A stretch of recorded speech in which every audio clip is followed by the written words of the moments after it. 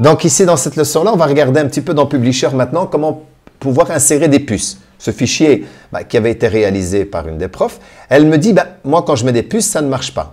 J'ai laissé tel quel pour montrer ce qui n'a pas été fait correctement.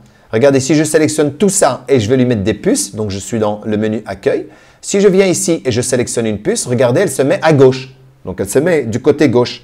Pourquoi? En fait, l'erreur qui s'est passée, c'est parce que, je vais annuler ce que je viens de faire, ce qui s'est passé, c'est qu'elle est restée en mode, donc ici, orientation du texte de gauche à droite, comme c'est indiqué là, au lieu de mettre orientation du texte de droite à gauche, puisque l'arabe, on écrit de droite à gauche, donc il fallait au préalable commencer par ça. Donc ici, je peux faire CTRL A, ça me sélectionne tout, et je choisis ceci. Alors là, vous allez remarquer qu'il s'est basculé à gauche. C'est normal parce que la prof, qu'est-ce qu'elle a fait? Quand elle était là, elle s'est dit, tiens, tout cela, c'est bizarre, quand je me mets comme ça, ils étaient à gauche, parce que par défaut, ils sont à gauche. Elle a changé ceci pour le mettre de ce côté-là.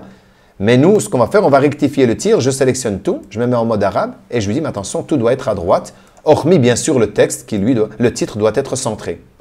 Voilà, donc ici maintenant, quand vous vous mettez en mode arabe, automatiquement l'alignement se fait à droite. Si vous vous mettez en mode belge, français, etc. Donc en tout cas, quand on écrit l'alphabet A, B, C, D, etc., ça se met de gauche à droite. Donc là, une fois qu'on a bien appuyé la droite, maintenant regardez, si je prends tout ça, imaginons que ceci devait comporter des puces, je viens là, je sélectionne ma puce va bien être à droite. C'est tout. La puce va se situer à droite, c'est tout très simple, même si j'aurais voulu mettre les numéros. Donc, la première chose à faire, quand même c'est vide, voilà, c'est vide et je vais écrire, il faut d'abord vous mettre ici, en mode arabe, et regardez, il se met directement à droite. Et là, je peux travailler, quand j'écrirai en arabe ou en français, peu importe, l'information vient de droite vers la gauche. Et là, si je mets des puces, elles iront à droite, automatiquement, parce que je suis en alignement à droite. Mais pour avoir ces petits icônes-là, il y a une vidéo que j'ai déjà mis dans YouTube, mais il faut avoir obligatoirement installé clavier, par exemple français, belge dans notre cas, et arabe par exemple. Parce que si vous n'installez pas un clavier qui écrit de droite à gauche, vous n'aurez pas cette option-là. Donc ça veut dire qu'ici en bas, si je n'ai pas ça, ça ne fonctionnera pas. Et pour ça, je l'avais déjà montré dans l'ancienne vidéo, mais je le montre rapidement ici. Vous cliquez bouton droit dans le FR qui est ici, paramètres, et là vous vous retrouvez ici, vous devez ajouter le clavier qui écrit de droite à gauche, notamment dans les pays arabes, vous pouvez prendre n'importe lequel parce que l'arabe s'écrit de droite à gauche. Si vous n'avez pas cette icône ici en dessous, pour cela, il faut aller dans le panneau de configuration. Si vous êtes dans Windows 7, il faut aller dans région, voilà ici, région et langue.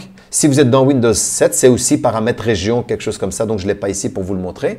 Et là, vous allez choisir clavier, choisir donc la langue et le clavier, vous cliquez là, vous retombez sur la même fenêtre que tout à l'heure. Et là, vous faites ajouter le clavier que vous voulez. Et une fois que vous allez cliquer dessus, exemple, si je prends un autre, par exemple, je ne sais pas, la Tunisie ici, je clique là-dessus, je fais OK. Là, c'est rajouté le clavier Tunisie. Si je fais appliquer, je vérifie ici en dessous, je remarque que j'ai le clavier Tunisie en plus. J'en ai pas besoin, je reviens ici, je le sélectionne, je le supprime, je fais appliquer, OK, OK. Je clique ici et là, je constate qu'il n'est plus là.